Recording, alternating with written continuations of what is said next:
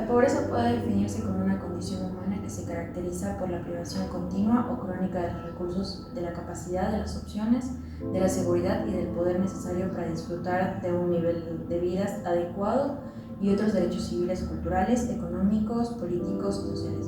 El enfoque más común define la pobreza como la falta de ingresos. Existen dos tipos de pobreza, la pobreza y la pobreza extrema. La pobreza mide a los individuos con una renta menor a $3.10 por día o 88,72 al mes.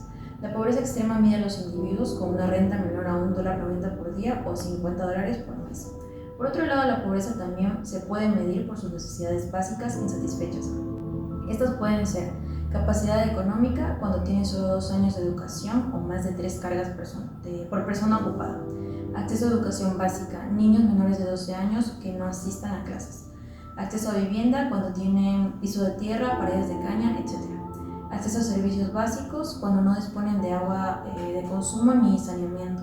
Hacinamiento cuando en la casa existen más de 3 individuos por dormitorio. De acuerdo al siguiente gráfico, la crisis económica que hubo en el país en el año 1999 se puede observar los primeros años de este siglo con un porcentaje de pobreza del 53,5% en el año 2001.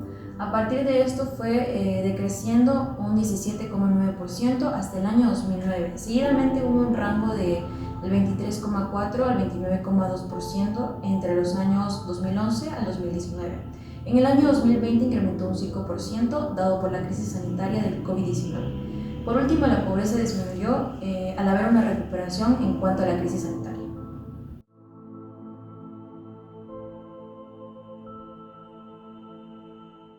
El desempleo se refiere a una situación en que la cantidad de personas que buscan trabajo supera el número de empleos disponibles y remunerados con el salario corriente y se explica por la ausencia de una demanda efectiva de bienes y servicios.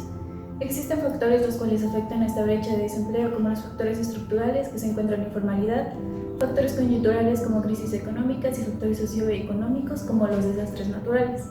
En Ecuador, el desempleo ha sido un tema de constante preocupación durante las últimas décadas, afectando negativamente al bienestar de la población y el desarrollo económico del país.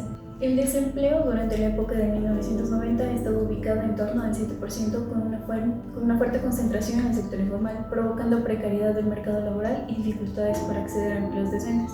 En los 2000, tras la crisis de 1999, el desempleo comenzó a disminuir gradualmente y esto se vio impulsado principalmente por el crecimiento económico y la expansión del sector informal.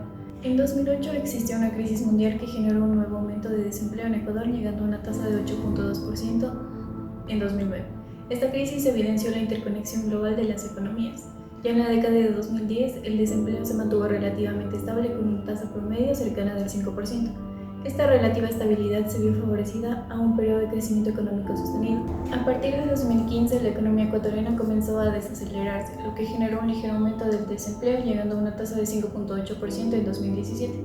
Esta desaceleración económica evidenció la necesidad de diversificar la economía y fortalecer su resiliencia ante shocks externos.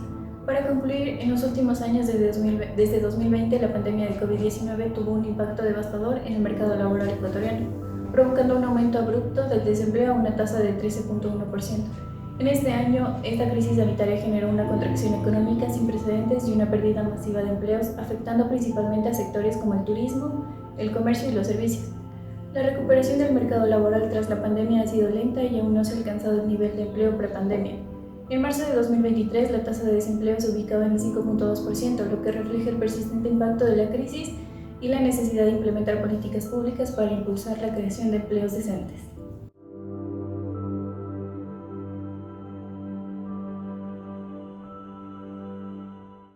El coeficiente de Gini es un indicador de desigualdad económica que mide la distribución del ingreso dentro de una población. Este coeficiente varía entre 0 y 1, donde 0 representa la igualdad perfecta, es decir, todos tienen los mismos ingresos, y 1 que representa la desigualdad máxima, es decir, una persona abarca todos los ingresos y los demás ninguno. En resumen, este indicador proporciona una medida numérica de la desigualdad de ingresos de una sociedad.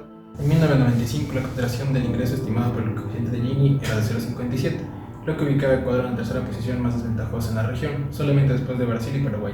El fenómeno del Niño en 1998, la caída de los precios del petróleo y la crisis financiera internacional desencadenaron una profunda crisis económica, social y política. Con esto, el ingreso por habitante era apenas un 5% superior al de 1980, con un crecimiento medio anual de 0,2%. El incremento en los sueldos básicos unificados permite a los pobladores que no ejercen un trabajo calificado recibir un monto mayor al anterior y con ello incrementar su poder adquisitivo, el cual pasó de $170 en 2007 a $200 en 2008. Entre 2007 y 2017, Ecuador registró una notable disminución en el coeficiente de Gini, pasando de 0.54 a 0.47 en 2017. Esto significa una reducción del 16.7%. En este periodo, Rafael Correa Delgado asume la presidencia del Ecuador. Durante su gobierno se implementaron políticas orientadas a reducir la desigualdad y la pobreza, destacando así el aumento del gasto público, especialmente en educación, salud y vivienda, lo que mejoró el acceso a servicios básicos para sectores vulnerables de la población. También transferencias monetarias, como los programas del Bono de Desarrollo Humano. Como consecuencia de estas políticas, diversos estudios indican que el coeficiente de Gini disminuyó en casi 10 puntos, representando una de las reducciones más significativas en América Latina. Para algunos investigadores existe una relación directa entre la desigualdad y la pobreza, es decir, que ante un aumento de la desigualdad se evidencia un incremento en la pobreza y viceversa. Entre 2014 y 2017 se observa una variación de 0,002 puntos en la escala del coeficiente de Gini, alcanzando su valor más bajo de 0,465 en 2016. Esto indica una mejora en la distribución de ingresos durante estos años.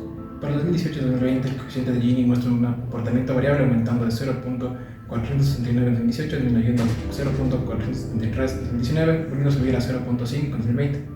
La crisis sanitaria en este año tuvo efectos devastadores en las economías globales, exacerbando la pobreza y la desigualdad de muchos países, incluyendo Ecuador.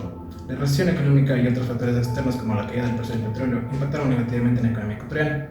Para el 2020, con la reactivación económica post-pandemia, Ecuador mostró signos de mejora en la desigualdad de ingresos. El coeficiente de Gini disminuyó 492 puntos, aunque permaneció elevado en comparación a los niveles previos a la pandemia. Esta disminución se puede atribuir a políticas gubernamentales destinadas a mitigar los efectos de la pandemia y apoyar sectores más afectados. Estas políticas incluyeron transferencias monetarias y programas de asistencia social, que han contribuido a una ligera reducción en el coeficiente de Gini post-2020.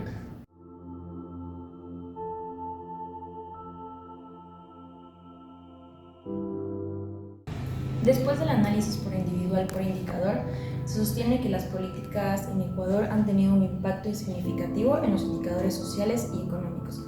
Sin embargo, la efectividad de estas políticas depende de la capacidad institucional para implementarlas de manera eficiente y sostenible.